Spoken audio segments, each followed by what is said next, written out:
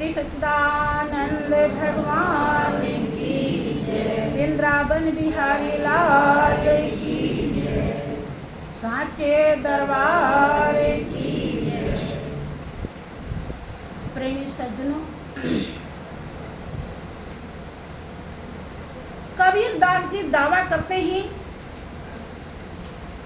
आत्म ज्ञान बिना नर भटके, क्या मथुरा क्या काशी।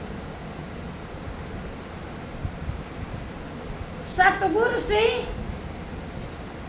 ज्ञान जरूर दिया गया है, लेकिन अगर उसके रहस्य को नहीं समझा, उसका कदर नहीं किया, तो कभी भी कीमत मिलने वाली नहीं है। ना तो आपको ज्ञान होगा और ना आप ज्ञानी कहलाएंगे। ज्ञानी वही होता है जो ज्ञान का परख करता है। परख अगर ज्ञान लेते समय ही हो गया तो आप वही मुक्त हो जाएंगे, उसी क्षण हो जाएंगे, उसी समय हो जाएंगे, देर लगने वाला नहीं। लेकिन अगर ज्ञान की परख नहीं करी तो 50 जन्म भी लग सकता है। कैसे? एक छोटा सा प्रसंग आता है, ध्यान देंगे तो बात समझ में आएगी।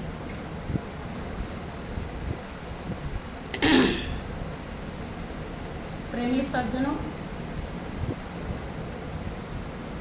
2 तपस्वी तपस्या करने के लिए घर परिवार छोड़ देते हैं। उन्हें लगता है कि दुनिया एक धोखा है, हम उसको धारण करें जिसमें धोखा नहीं। उनके अंदर ऐसा भाव आया और वो मालिक को पाने के लिए कठिन से कठिन तप करने लगे, भूखों प्यासों रहने लगे। पूरा रिश्ता नाता छोड़ दिया, धन दौलत दुनिया के सब भाव को त्याग बैठ गए एक पेड़ के नीचे, तपस्या करने लगे। उसमें से एक तपस्वी बट वृक्ष के नीचे बैठकर तपस्या कर रहा था और एक इमली के नीचे बैठकर तपस्या कर रहा था। दोनों भगवान भगवान रटते रटते थक जाते थे, तब उठते थे और एक दूसरे से बातचीत ऐसे करते करते बहुत समय बीत गया। उनका शरीर भी जर्जर होने लगा। एक दिन उधर से नारद जी गुजरते। नारद जी को तपस्वियों ने देखा, बुलाया, देवर्षि आप तो समर्थवान हैं, आप सब जगह चले जाते हैं, मेरा एक संदेशा है, आप विष्णु के पास भी जाते हैं, तो विष्णु जी से पूछिए, जो विश्व के कड़कड़ में समाये हुए हैं, जिसे विष्णु कहा जाता है, वो हमें कब दर्शन देंगे। प्रेमी सज्जनों, संदेशा लेकर के नारद जी विष्णु जी के पास पहुंचते हैं और विष्णु जी से सब कथा कह सुनाते हैं। बताते हैं कि प्रभु अमुक स्थान पर 2 वृक्ष है, एक बट वृक्ष है, एक इमली का वृक्ष है, दोनों के नीचे एक एक तपस्वी बैठे हैं और वो आपके दीदार के लिए, दर्शन के लिए तड़प रहे हैं। उन्होंने पूछा है कि आपका दर्शन कब होगा। विष्णु ने कहा कि जो जिस वृक्ष के नीचे बैठा है उसको, उस वृक्ष में जितने पत्ते हैं उतने 1000 वर्ष के बाद मैं दर्शन है। अब नारद जी लौट के आते हैं और उन तपस्वियों को अपना समाचार जो लाए थे वो सुनाते हैं। जब सुनाते हैं तो जो बट वृक्ष के नीचे बैठकर तपस्या कर रहा था वो तो घबरा जाता है कि बचपन से लेकर जवानी सब खत्म हो गया, न माया मिली न राम, शरीर भी जर्जर होने को जा रहा है। अब पेड़ में कितने पत्ते हैं और उतने 1000 वर्ष बाद दर्शन होगा, फिर क्या हो। वहीं से अपना दंड कमंडल उठाता है और घर के तरफ चल देता है। लेकिन जो इमली के वृक्ष के नीचे बैठकर तपस्या कर रहा था उसके खुशी का ठिकाना नहीं होता है। देखें संस्कार किसे कहते हैं। वही बात उस तपस्वी ने भी सुना और वही बात उस तपस्वी ने भी सुना, लेकिन दोनों को क्या रिएक्शन होता है। वो खुशी के मारे नाचने लगा, कभी नाचना भी नहीं सीखा था, लेकिन ऐसा भाव पैदा हुआ कि उसे होश ही नहीं, नाची जा रहा है। उसके प्रबल भाव को देख करके, प्रबल प्रेम के पाले पढ़कर प्रभु को नियम बदलते देखा और अपना मान टले टल जाए और भक्त का मान टलते, भगवान प्रकट हो जाते हैं और भगवान भी नाचने लगे। नारद ने देखा कि ये क्या हो रहा है। तब तो कह रहे थे कि वृक्ष में जितने पत्ते हैं उतने 1000 वर्ष बाद दर्शन देंगे, और ये तो भगवान भी झूठे। ये तो यहाँ देखा ध्यान से कि वो तपस्वी नाच रहा कि कोई और भी आ गया, देखा कि तो भगवान ही। अब नारद भी नाचने लगे, मन में तो है लेकिन ये भगवान झूठे हैं। नाचते नाचते नाचते जब गिर जाते हैं फिर होश में आते हैं और वो तपस्वी प्रभु का चरण पकड़ लेता है, चरण छोड़ता नहीं, खुशी के उसके ठिकाना नहीं। नारद जी हाथ जोड़ करके विनम्र निवेदन करते हैं कि प्रभु दुनिया तो झूठी है ही है, लेकिन यहाँ तो आपके अंदर भी वही प्रमाण मिल रहा है कि नहीं नारद नहीं, मैं झूठा नहीं। कि आपने तो कहा था कि पेड़ में जितने पत्ते हैं उतने 1000 वर्ष बाद दर्शन दूंगा, और यहाँ तो 2 घड़ी भी नहीं हुई। कि नारद जिस भाव से ये तपस्या कर रहे थे, वो हमने जिस भाव के बाद दर्शन दिया है, इतना जितना पत्ता है उतने 1000 वर्ष बीतते तब वो भाव इकट्ठा हो। वो भाव अभी इकट्ठा हो गया, इसलिए मुझे आना ही पड़ा। मैं क्या करूं? किसी ने कहा भी प्रभु बांधे हुए खींचे हुए चले आएंगे, प्रभु बांधे हुए खींचे हुए चले आएंगे। जरा बाहर के नैनों को मूंद करके देख, जरा बाहर के नैनों को मूंद करके देख, जरा उनको तू अपना बना के तो देख, जरा उनको तू अपना बना के तो देख। प्रभु स्वयं ही उसी में नजर आएंगे, प्रभु स्वयं ही उसी में नजर आएंगे। प्रभु बांधे हुए खींचे हुए चले आएंगे, प्रभु बांधे हुए खींचे हुए चले आएंगे। भाइयों बहनों, अनुभव से ही पकड़ा जाता है। अनुभव कभी वाणी का विषय नहीं है।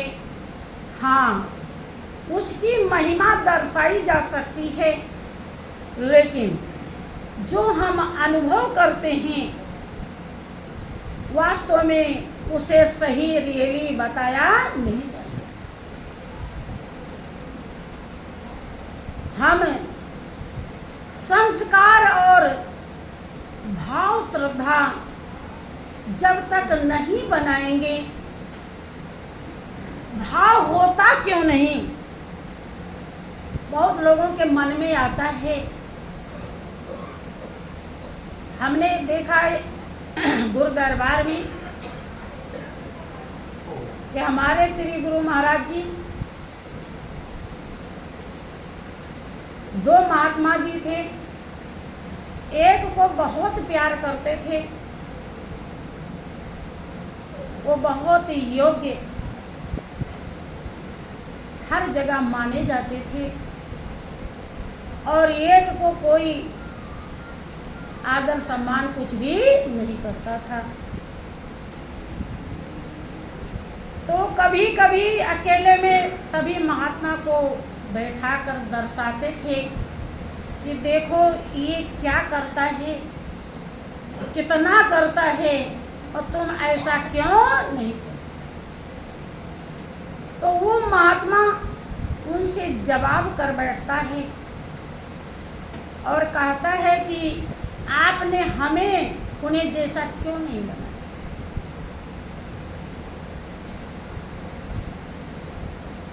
बंधु,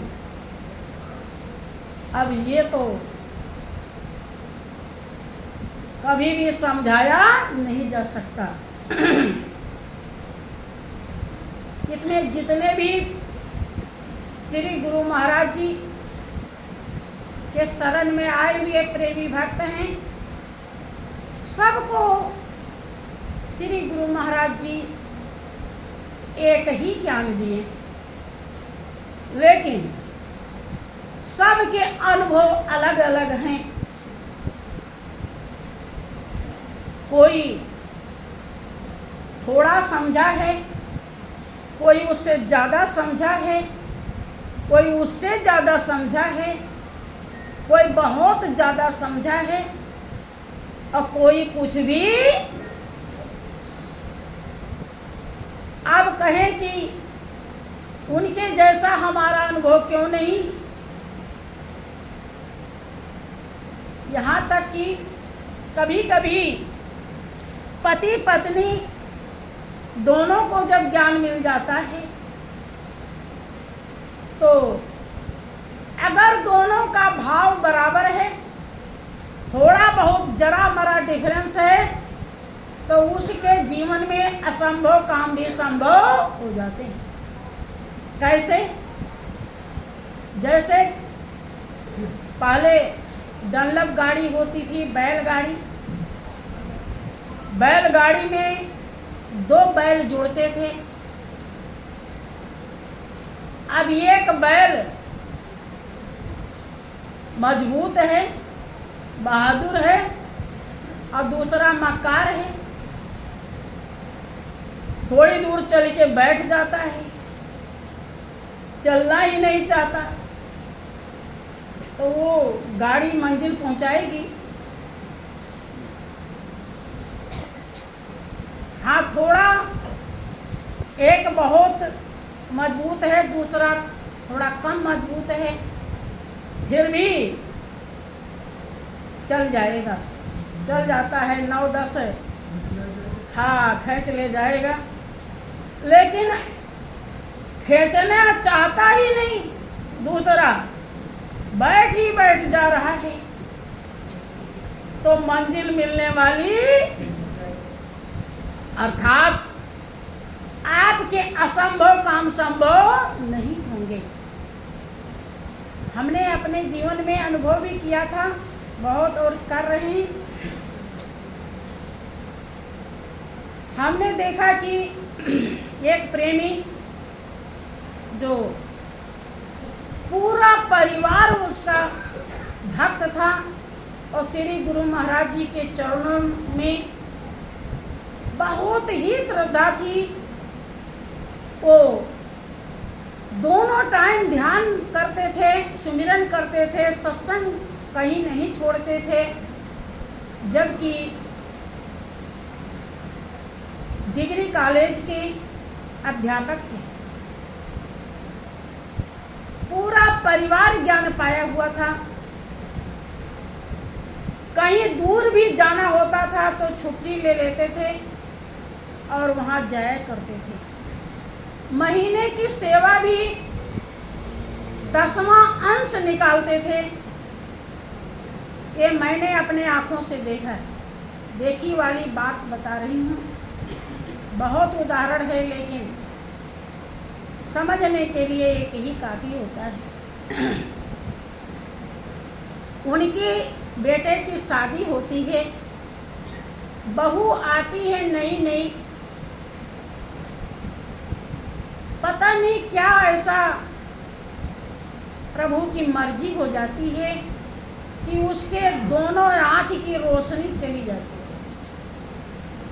बहू बड़ी सुंदर थी, ज्ञान भी उसे मिला था। जब रोशनी चली जाती है, गुरु महाराज जी बहुत दूर होते हैं, लेकिन उनके भाव नज़दीक रखने के थे। जैसे कि प्रेमी भक्त कहता है कि गुरु पास रहे या दूर रहे, नजरों में समाये रहते हैं। गुरु पास रहे या दूर रहे, नजरों में समाये रहते हैं। इतना तो बता दे कोई हमें, क्या कृपा इसी को कहते हैं।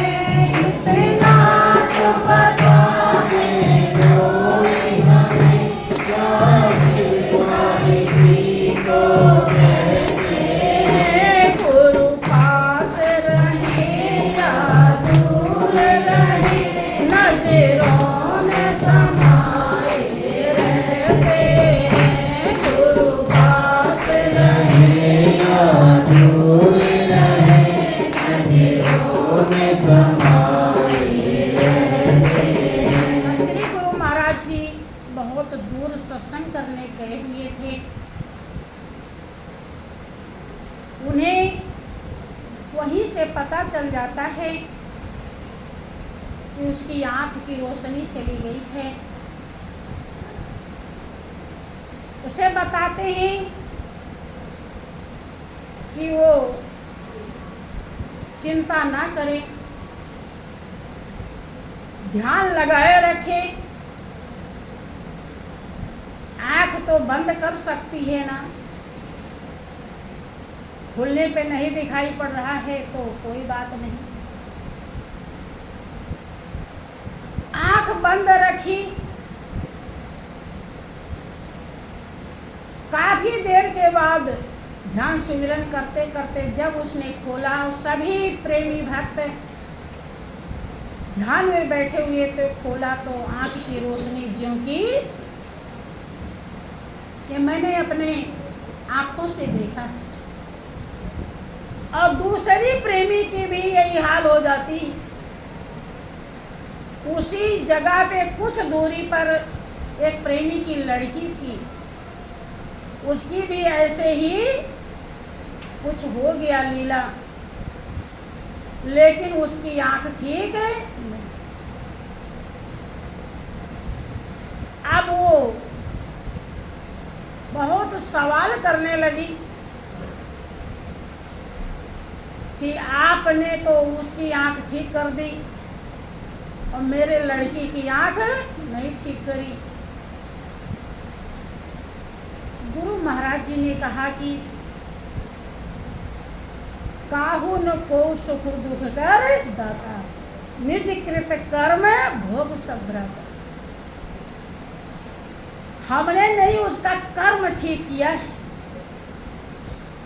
उसका भाव श्रद्धा ठीक किया है।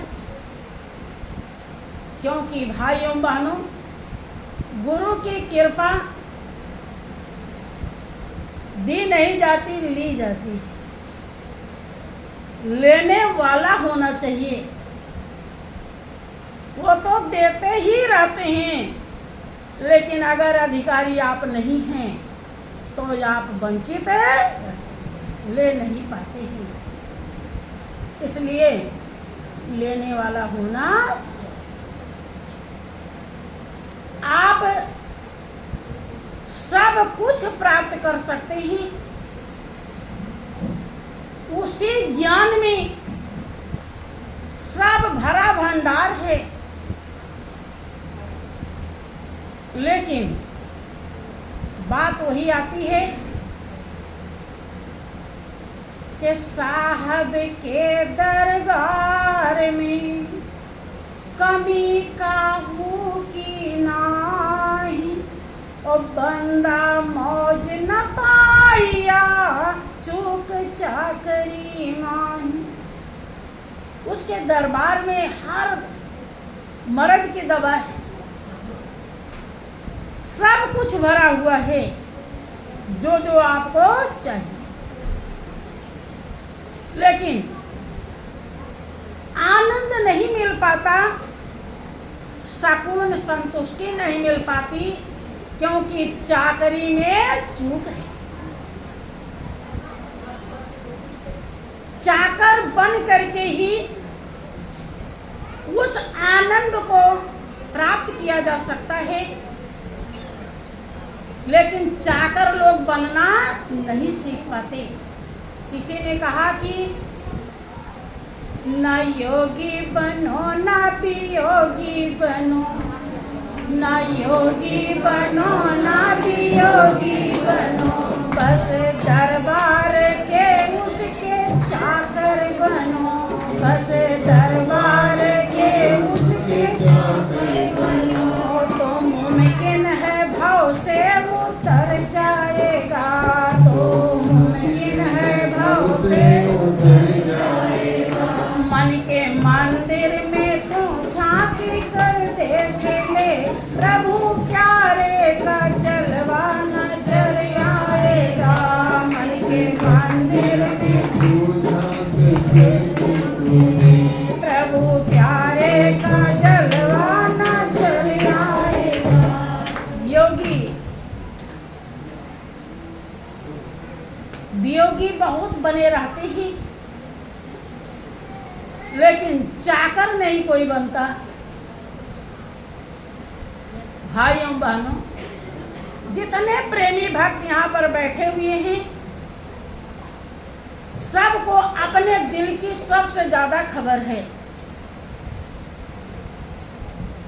जितना आप अपने दिल की जानते हैं, तो शायद परमात्मा ही जान सकता है, दूसरा कोई नहीं जान सकता।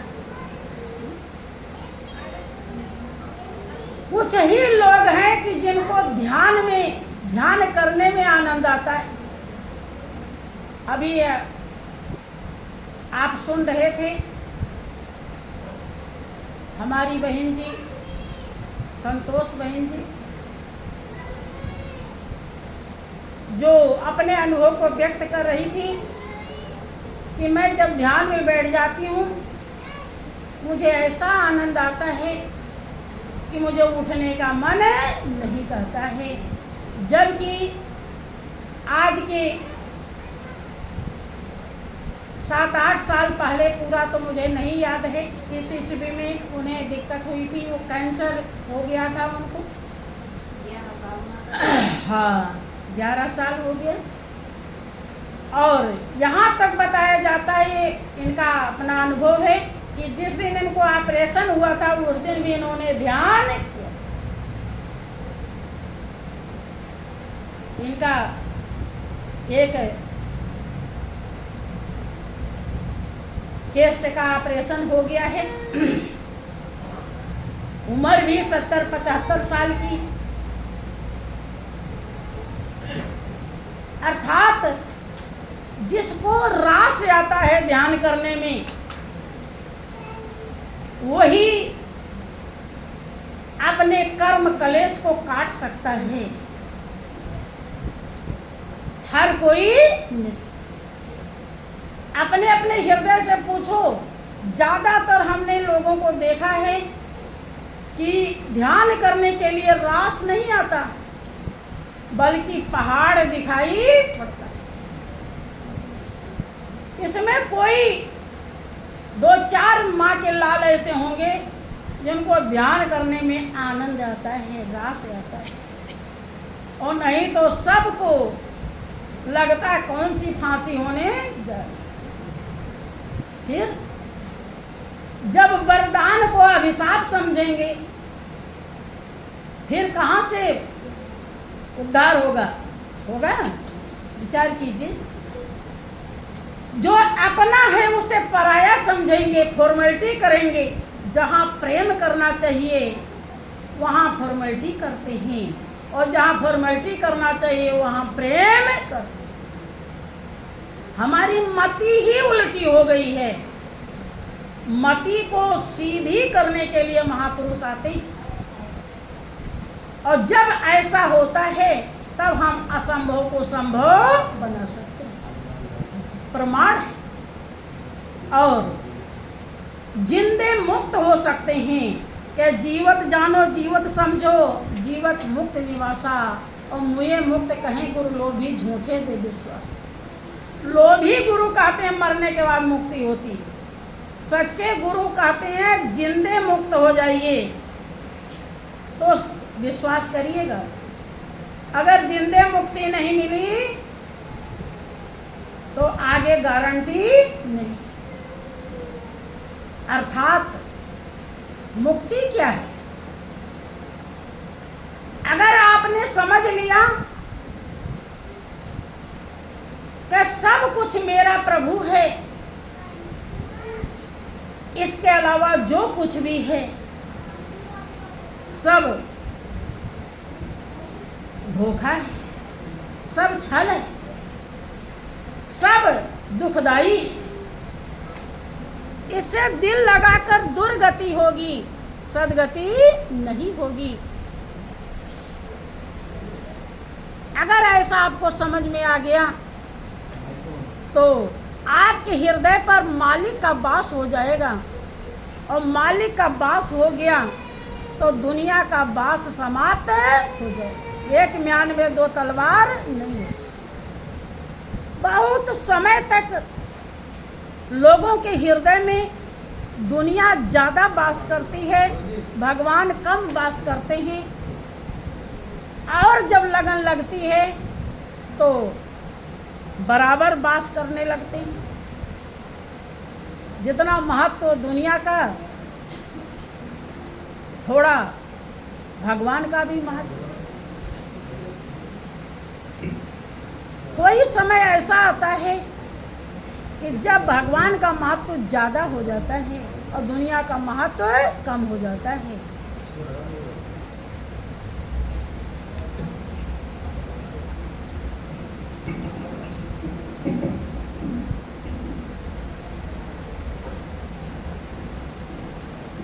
श्री सच्चिदानंद भगवान की जय।